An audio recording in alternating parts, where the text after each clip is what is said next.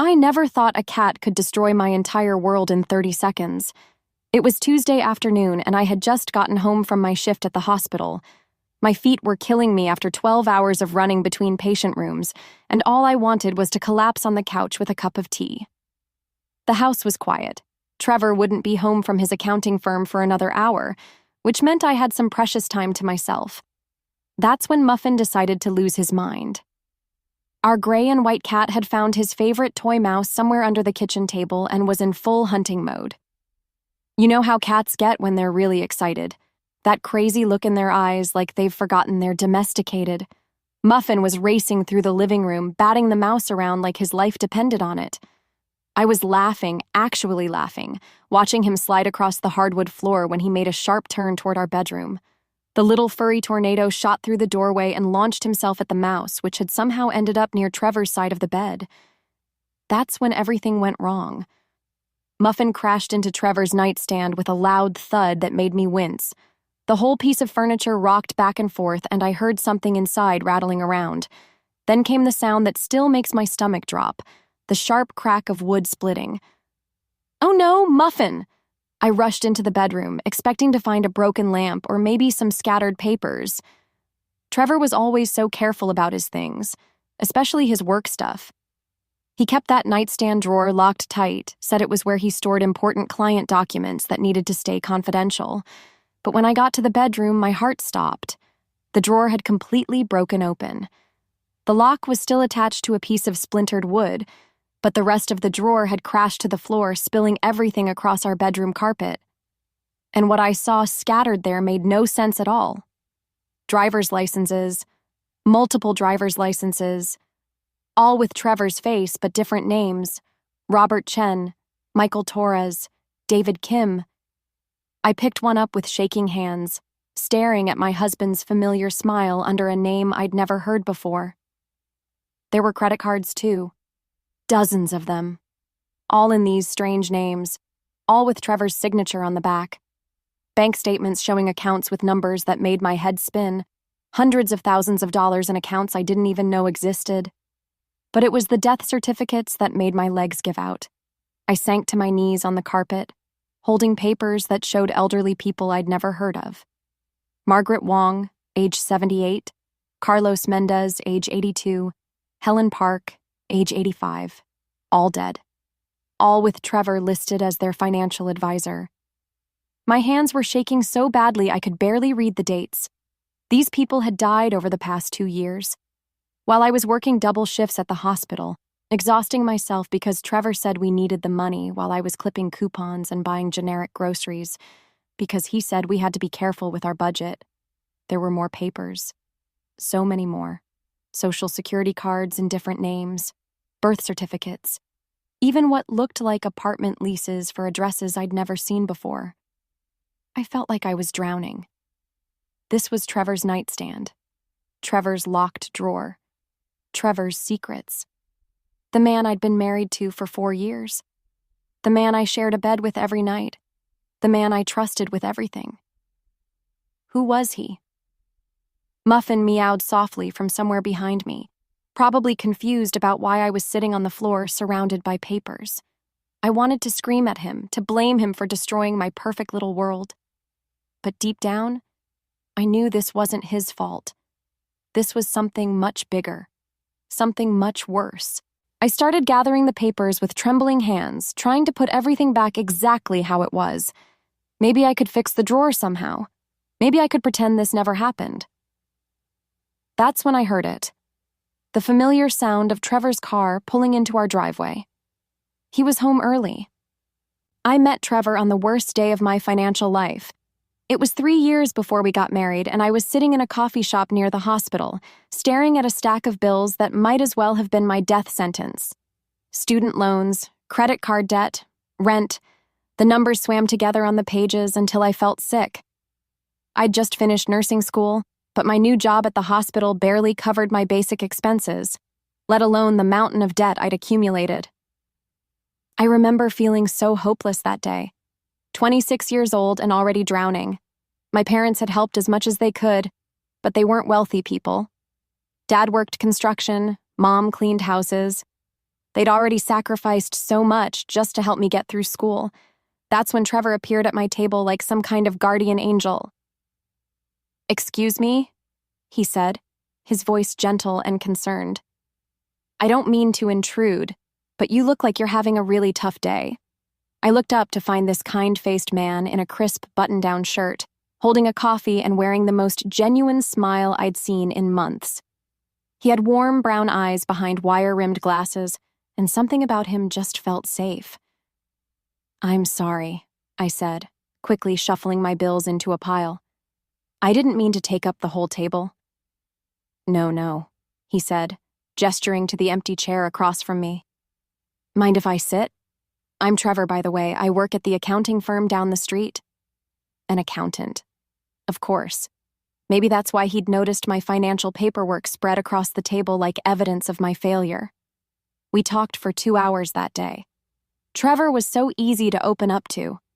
He listened without judgment as I explained my situation, how I'd worked so hard to become a nurse, how I wanted to help people, but how the debt was crushing me before I'd even really started my career.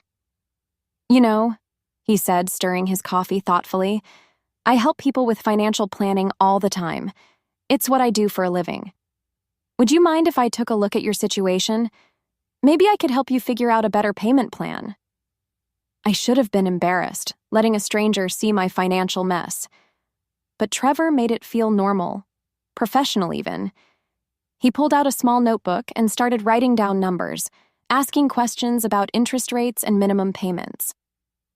"Olivia," he said after a few minutes, "this isn't as bad as you think. You're actually in better shape than a lot of people I work with. You just need someone to help you organize everything." For the first time in months, I felt hope. We started meeting regularly after that. Trevor would help me budget, negotiate with creditors, and plan my payments. He never asked for anything in return, said he enjoyed helping people, that it was good practice for his work with clients. "You're going to be an amazing nurse," he told me one evening as we worked through my monthly expenses. "You care so much about helping people, that's rare." I fell for him gradually, then all at once. He was everything I thought I needed: stable, responsible, caring. When he asked me out officially, it felt like the most natural thing in the world. After we got married, Trevor insisted on handling all our finances. "You work such long hours at the hospital," he said. "Let me take care of the money stuff. It's what I'm good at." It seemed perfect. I could focus on my patients, on the job I loved, while Trevor managed our budget and bills. He set up automatic payments for everything, handled our taxes, even managed my student loan payments. But somehow, we were always struggling. "The economy's tough right now," Trevor would explain when I asked why we couldn't afford to go out to dinner or take a vacation. "My clients are cutting back, which means less commission for me. And your student loans are higher than we thought." I believed him completely. Why wouldn't I? He was the financial expert. When he suggested I pick up extra shifts at the hospital, I did it without question. When he said we needed to shop at discount stores and clip coupons, I threw myself into saving money. I worked 60-hour weeks, came home exhausted, and handed every paycheck over to Trevor. He managed everything: our checking account, savings, credit cards. I didn't even have access to our online banking. Trevor said it was easier if one person handled everything, less confusing.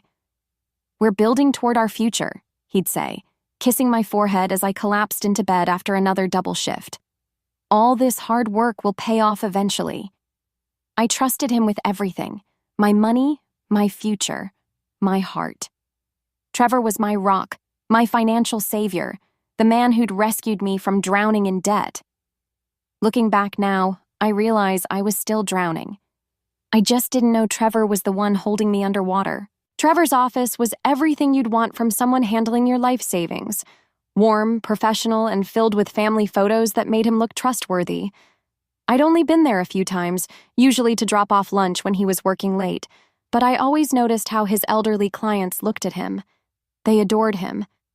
Mrs. Patterson, who had to be in her 80s, would light up whenever Trevor walked into the waiting area. "There's my boy," she'd say, reaching for his hands like he was her own grandson. "I don't know what I'd do without you, dear." Trevor had a gift with older people. He spoke slowly and clearly, never seemed rushed, and always remembered personal details about their lives. He'd ask about their grandchildren, their health, their hobbies. I watched him help Mrs. Patterson to her car once, his arm steady under hers, making sure she was safely buckled in before waving goodbye.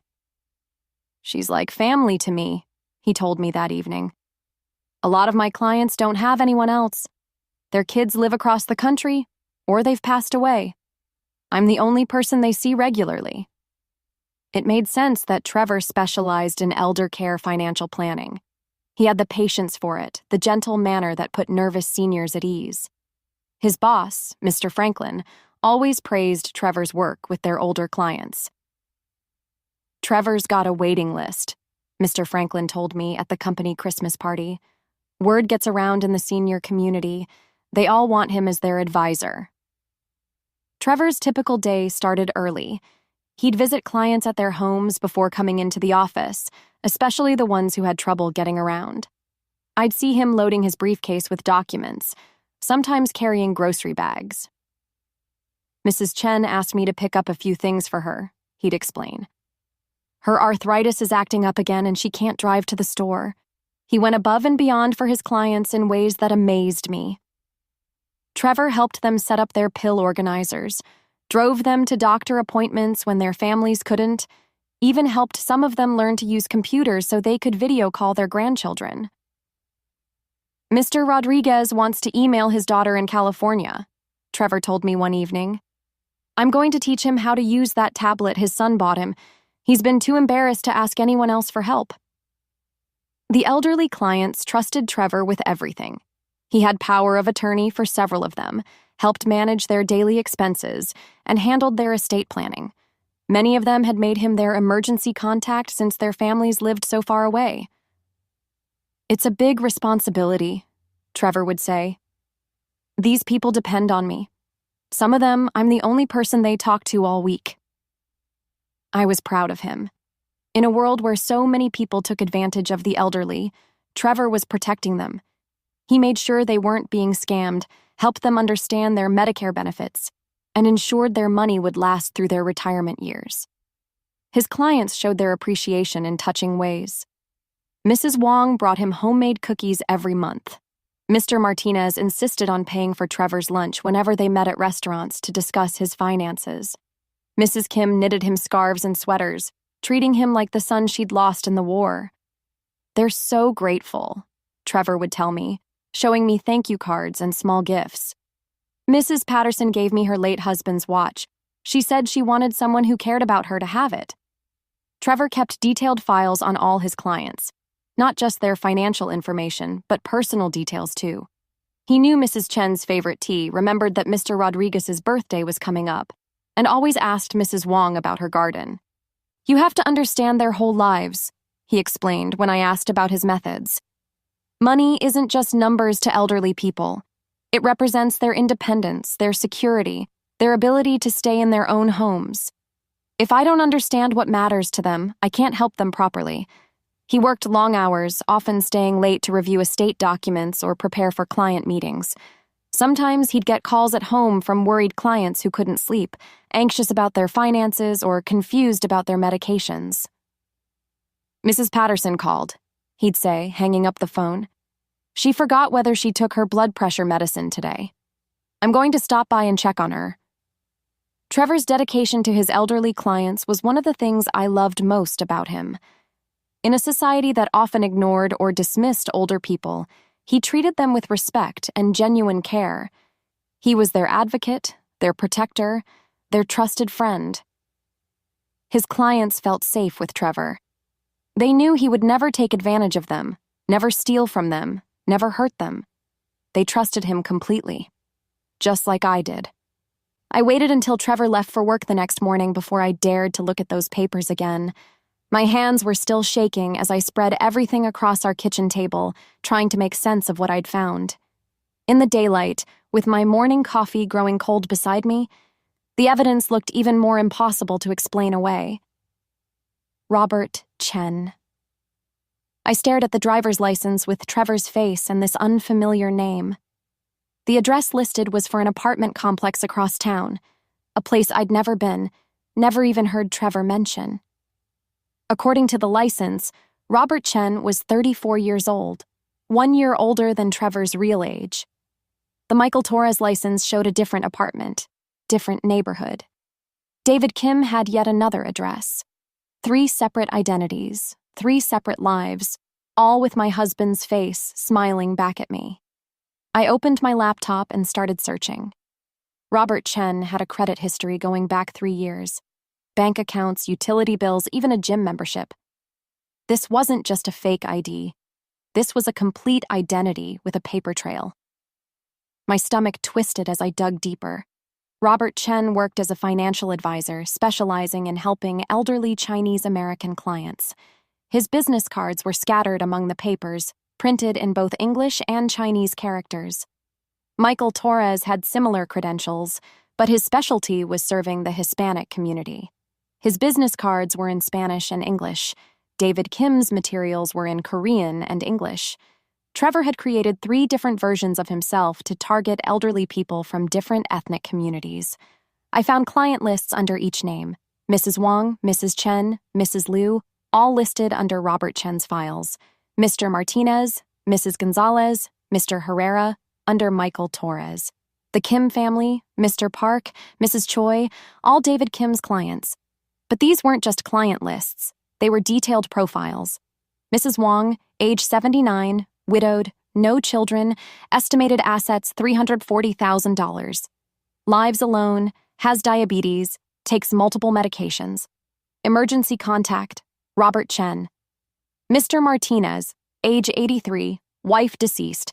1 son in Texas who visits twice a year. Assets approximately $280,000. Trusts Michael Torres completely, has given him power of attorney. The profiles went on and on. Each elderly person's life reduced to numbers and vulnerabilities. Their health conditions, their family situations, their loneliness, all documented like Trevor was studying them. Then I found the bank statements. Robert Chen had $180,000 in his checking account.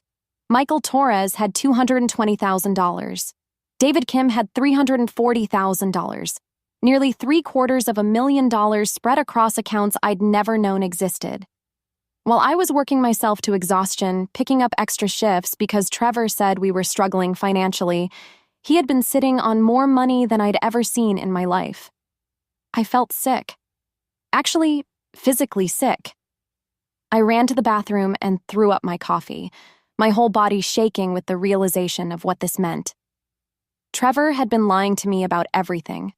Our financial struggles, our need to save money, my exhausting work schedule, all of it was fake. He had been living a completely different life while making me believe we were barely getting by. But where had all this money come from? I went back to the papers with new eyes, looking for answers. That's when I found the death certificates again, and this time I read them more carefully. Margaret Wong, deceased 6 months ago.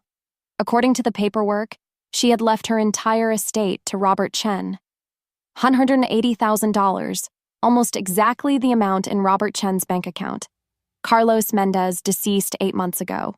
Estate left to Michael Torres, $220,000. Helen Park, deceased 4 months ago. Everything left to David Kim, $340,000. The pattern was horrifying and clear. Trevor's fake identities weren't just getting money from these elderly clients. They were inheriting everything when the clients died. I grabbed my phone and started searching for obituaries. Margaret Wong, beloved member of the Chinese American community, died peacefully at home. Carlos Mendez, devoted father and grandfather, passed away after a brief illness. Helen Park, active in her Korean church until the end, died suddenly but peacefully. All of them had died alone. All of them had left their money to their trusted financial advisor. All of them had died within the past year. My mind raced back to all those evenings when Trevor came home talking about his elderly clients, how Mrs. Patterson was feeling under the weather, How Mr. Rodriguez seemed confused lately. How Mrs. Chen was having trouble with her medications. Trevor wasn't just stealing from these people. He was waiting for them to die. Or maybe he wasn't just waiting. I thought about all those times he'd brought clients groceries, helped them with their medications, made them special meals when they weren't feeling well. What if Trevor wasn't the caring, devoted financial advisor I thought he was? What if he was something much, much worse? Amy showed up at my door unannounced that afternoon, the way she always did when she sensed something was wrong. My little sister had this annoying ability to read me like a book, even when I tried to hide things from her. "You look terrible," she said, pushing past me into the living room. "What's going on?" I'd been sitting at the kitchen table for hours, staring at those papers, trying to convince myself there was some innocent explanation. Maybe Trevor was helping these elderly clients with some kind of complex financial planning. Maybe the multiple identities were for legitimate business reasons I didn't understand. But Amy took one look at my face and knew something was seriously wrong. "Olivia, you're scaring me. What happened?" I couldn't keep it inside anymore. The words came pouring out.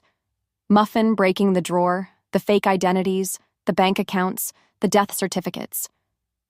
Amy listened without interrupting, her expression growing more serious with every detail. When I finished, she was quiet for a long moment. "Show me everything," she said finally. Amy worked at First National Bank in their fraud prevention department.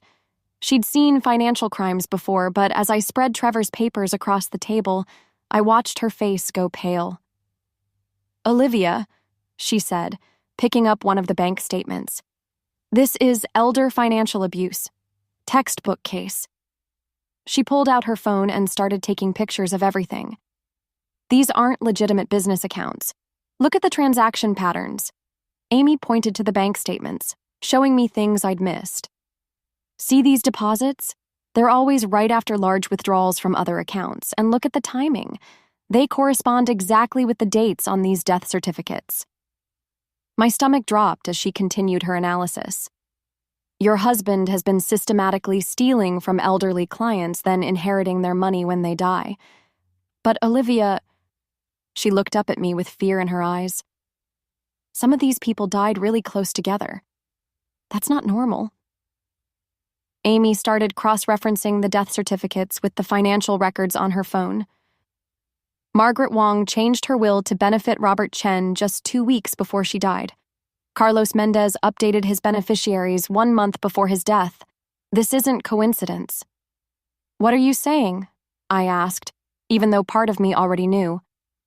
"I'm saying these people might not have died naturally." Amy's voice was barely a whisper. "Olivia, I think Trevor might be killing them." The room started spinning. I gripped the edge of the table, trying to process what my sister was telling me. "We need to call the police," Amy said, but I shook my head frantically. "We can't. Not yet.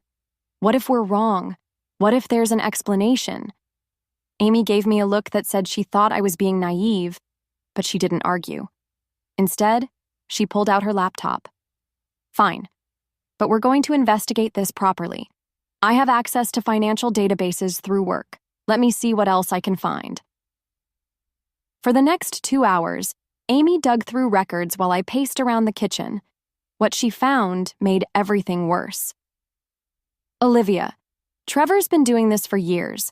I found records going back 5 years, maybe longer. Different names, different identities, but the same pattern every time." She showed me her screen. "Look at this. In 2019, someone named Thomas Liu inherited $150,000 from an elderly client who died suddenly. In 2020, James Rodriguez got $200,000 from another suspicious death. The names change, but the bank routing numbers trace back to accounts Trevor controls." "How much money are we talking about?" I asked. Amy was quiet for a moment, adding numbers on her calculator.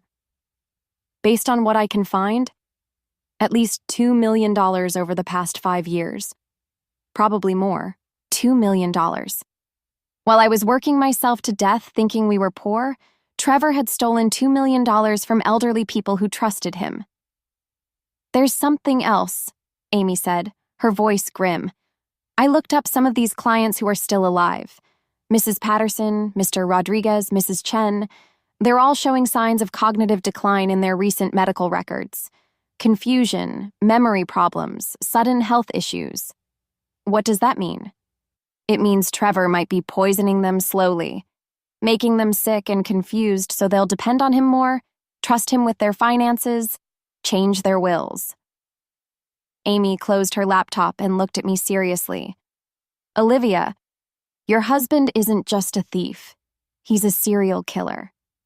I sank into a chair, my whole world crashing down around me.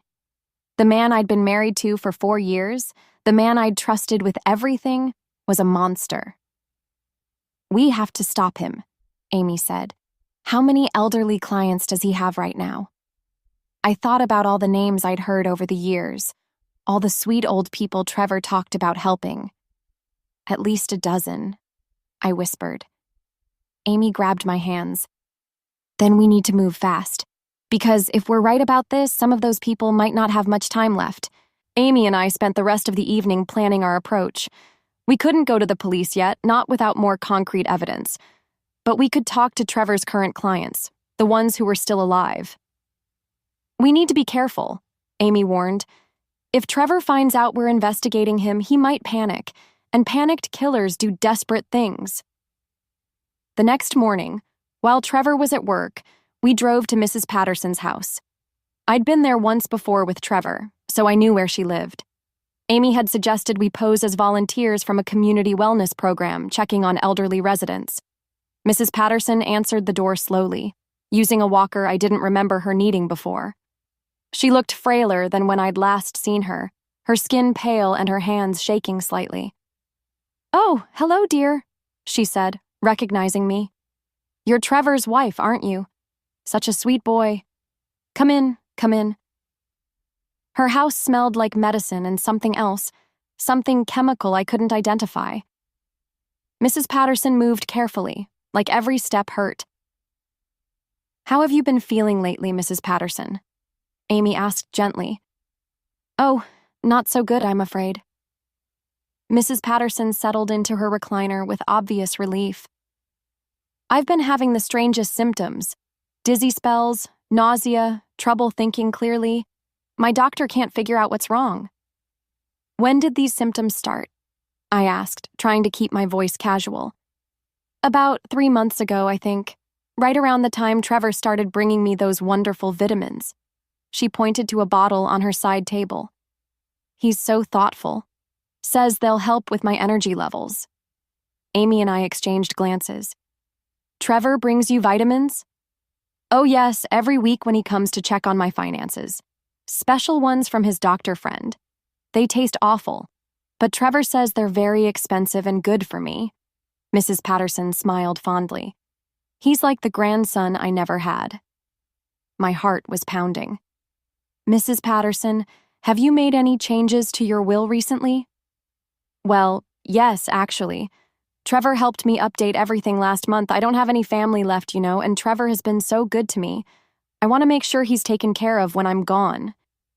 Amy leaned forward. "What kind of changes did you make?" "I left everything to Trevor, my house, my savings, everything. He tried to talk me out of it, said it was too much, but I insisted. He deserves it for all the care he's given me." We stayed for another 20 minutes, listening to Mrs. Patterson describe her worsening health and Trevor's increasing involvement in her daily life. He was now managing all her medications, bringing her groceries, and had even convinced her to give him power of attorney just in case something happens. Our next stop was Mr. Rodriguez. He lived in a small apartment complex across town, and when he answered the door, I was shocked by his appearance. The last time Trevor had mentioned him, Mr. Rodriguez was active and independent. Now he looked confused and unsteady. "I'm sorry," he said, squinting at us. "Do I know you?" We explained about the wellness check, and he invited us in reluctantly. His apartment was cluttered with pill bottles and medical equipment I was sure hadn't been there before. "I've been so sick lately," Mr. Rodriguez told us, sinking into a chair. "Can't remember things, can't keep food down. My financial advisor, Michael, he's been helping me with everything." Michael. Trevor's fake identity for Hispanic clients. "Tell us about Michael," Amy said. "Such a good man. He comes by twice a week now, helps me with my pills, brings me special soup when I'm feeling bad." Mr. Rodriguez gestured weakly toward the kitchen. "He made me some yesterday. It's in the refrigerator if you want to try it." Amy got up to look, and I saw her face change when she opened the refrigerator. She came back and sat down, her expression carefully neutral.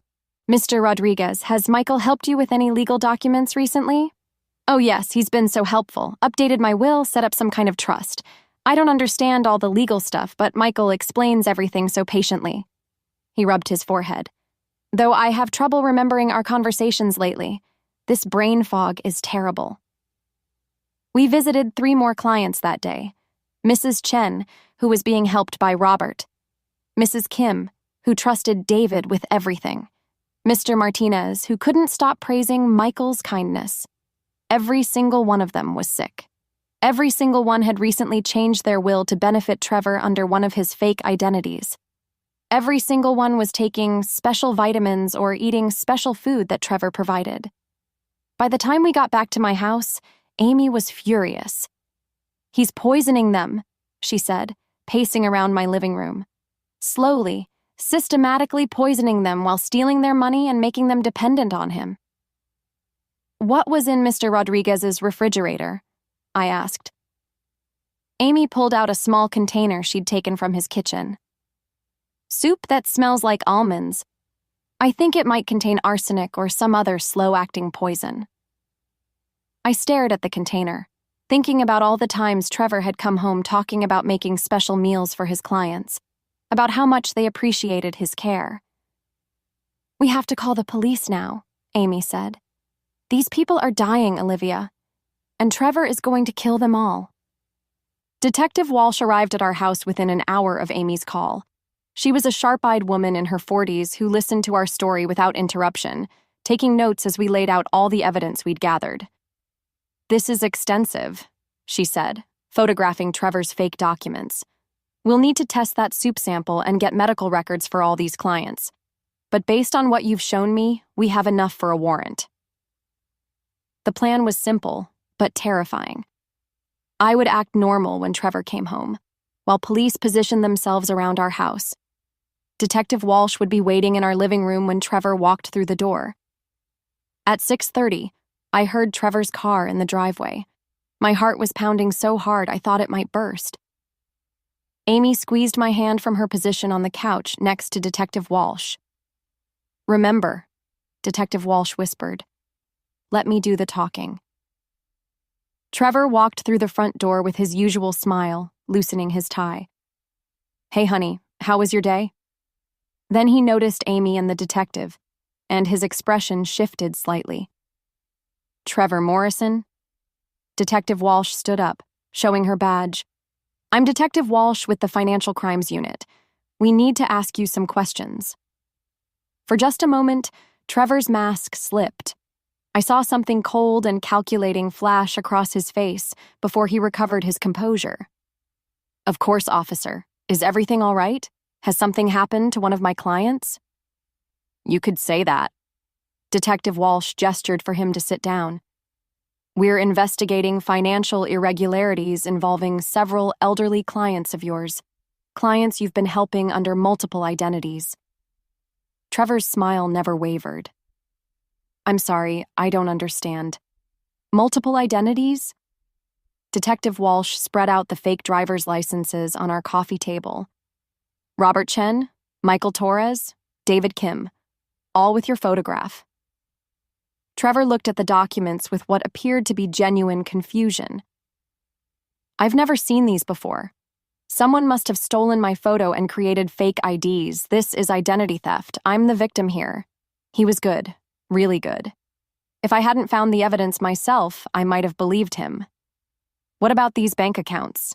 Detective Walsh showed him the statements. Nearly $750,000 in accounts tied to these fake identities. I have no idea what those are. Trevor turned to me with hurt in his eyes. Olivia, you know I would never do anything like this. We've been struggling financially for years. That's when Detective Walsh played her trump card. We've tested the soup you gave Mr. Rodriguez. It contains enough arsenic to slowly poison someone over several months. Trevor's facade cracked just slightly. That's impossible. I don't even know anyone named Rodriguez. Funny thing about arsenic, Detective Walsh continued. It causes exactly the symptoms your clients have been experiencing. Confusion, memory loss, nausea, weakness. Makes elderly people very dependent on the person caring for them.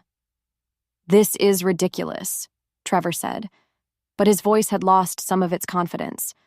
I help elderly people manage their finances. I would never hurt anyone. Detective Walsh pulled out her phone and played a recording. It was Mrs. Patterson's voice, weak but clear. Trevor brings me special vitamins every week. They taste awful, but he says they're good for me. Then Mr. Rodriguez. Michael makes me special soup when I'm feeling bad. He's so kind. Then Mrs. Chen. Robert has been helping me with my medications. I don't know what I'd do without him. As the voices of his victims filled our living room, something changed in Trevor's face. The mask of the caring husband and devoted financial advisor finally fell away completely. They were going to die anyway, he said quietly. Old, useless, taking up space and resources. At least this way their money went to someone who could use it properly. I felt like I was going to be sick. This was the man I'd shared a bed with for 4 years, the man I'd trusted with my life. How long have you been doing this? Detective Walsh asked. Trevor shrugged, as if we were discussing the weather. 8 years, maybe 9. Started small, just skimming a little from confused clients. But then I realized how easy it would be to help them along to their natural end. Help them along? I whispered. Trevor looked at me with those same warm brown eyes I'd fallen in love with, but now they were completely cold. You were perfect, Olivia. A nurse. Gave me credibility with the elderly clients and access to medical knowledge about dosages and symptoms. Plus, your work schedule meant you were never around to ask inconvenient questions. You married me to help you kill people? I married you because you were useful. Trevor's voice was matter-of-fact, like he was explaining a business decision.